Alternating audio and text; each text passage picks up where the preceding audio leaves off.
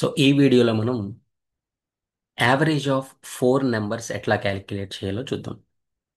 So four numbers average అంటే first వాటి total find out చేసి బై ఫోర్ చేస్తే యావరేజ్ క్యాలిక్యులేట్ అవుతుంది. నేను ర్యాండమ్గా ఒక ఫోర్ వాల్యూస్ తీసుకున్నాను. A, so B value, C value and D value, ఇట్లా ఒక ఫోర్ వాల్యూస్ తీసుకున్నాం. సో ఫస్ట్ మనం ఏం చేస్తున్నాం అంటే టోటల్ ఫైండ్ అవుట్ చేస్తున్నాం. Total equals to A plus B plus C plus D. ఇప్పుడు నేను యావరేజ్ ఫైండ్ అవుట్ చేయాలి. Average is equals to total by four అని అన్నాం.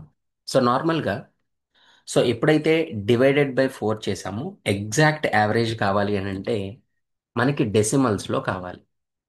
డెసిమల్స్లో డెసిమల్ కావాలి కాబట్టి నేను ఫ్లోట్ యూస్ చేశా. సపోజ్ అనుకుందాం float.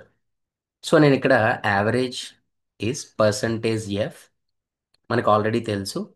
Just only two decimal పార్ట్సే కావాలి అని అనుకుంటే 0.2f అని అంటాం. ఇక్కడ యావరేజ్ని ప్రింట్ చేశా, యావరేజ్ని. బట్ ఇక్కడ మనం కోడ్ అనేది ఎప్పుడైతే రన్ చేస్తున్నామో, so when you run the code, ఎప్పుడైతే మనం కోడ్ రన్ చేస్తున్నామో ఇక్కడ యావరేజ్ అనేది 5 వచ్చింది. సి 7 ప్లస్ 3 ఎంత? 10. 10 ప్లస్ 8 18. 18 ప్లస్ 5 23. సో 23కి యావరేజ్ 5 పాయింట్ సంథింగ్ రావాలి.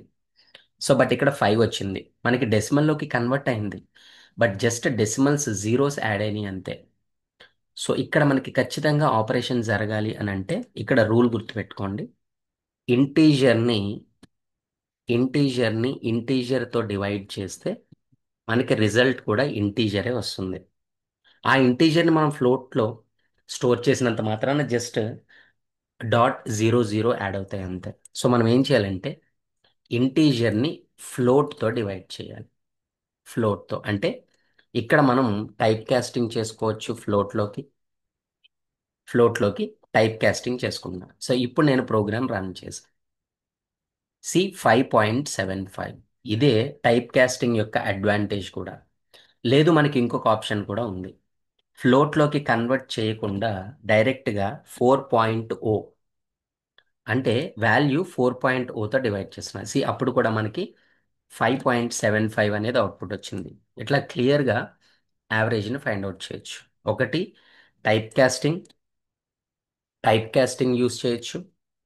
సో లేదు అని అంటే 4.0 అనేది కూడా యూస్ చేయొచ్చు. ఇంటీజర్ని ఫ్లోట్తో డివైడ్ చేస్తే మనకి అవుట్పుట్ అనేది ఫ్లోట్ వస్తుంది. అట్లాగే ఫ్లోట్ని ఇంటీజర్తో చేసినా కూడా మనకి ఫ్లోటే వస్తుంది.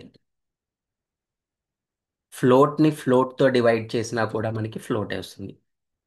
సో ఎప్పుడైతే మనం ఇంటీజర్తో డివైడ్ చేస్తామో ఆ ఒక్క సిచ్యువేషన్లో మాత్రమే మనకి ఇంటీజర్ అనేది అవుట్పుట్ వస్తుంది. ఓకే.